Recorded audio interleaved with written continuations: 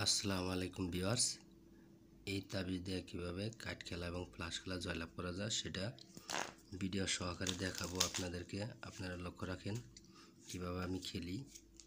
কাঠ এবং ফ্লাশ চাইলাম বিবি, দেখেন বিবিটা কোন দিকে চলে যা, লক্ষ্য রাখেন। দেখেন এই যে বিবি অবশ্যই তাবিজের দিকে আসছে। তো ধন্যবাদ ভিউয়ার্স, ভিডিওটা ভালো লাগলে অবশ্যই চ্যানেলটা সাবস্ক্রাইব করে সাথে থাকবেন। তো এবার চাইলাম 3 ফোঁটা, লক্ষ্য রাখেন 3 ফোঁটা কোন দিকে চলে যা, এই 3 ফোঁটা আইসা পড়ছে। একক জায়গায় একক রকমের খেলা, প্রথম 3টা দেয়, একটা দেয়, তো আমি একটা করে দিয়ে দিয়ে খেলতেছি। লক্ষ্য রাখেন,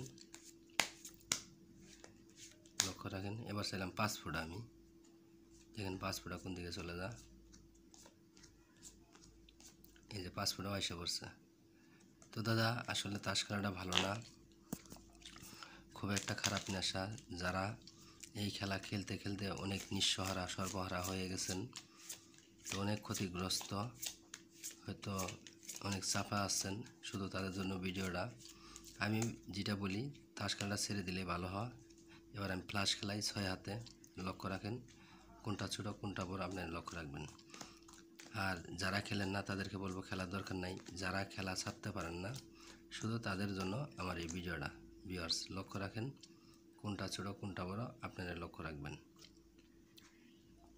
দেখেন তাবিজের চেয়ে ওই সাইডেগুলো বড় হয় কিনা সেটা লক্ষ্য রাখবেন। কেন 3 হাত আমি কাট খেলছি, এবার লাস্টে খেলাম ফ্লাশ। দেখেন দেখেন এবার তাবিজেরটা ওটাই। ভিউয়ার্স লক্ষ্য রাখেন,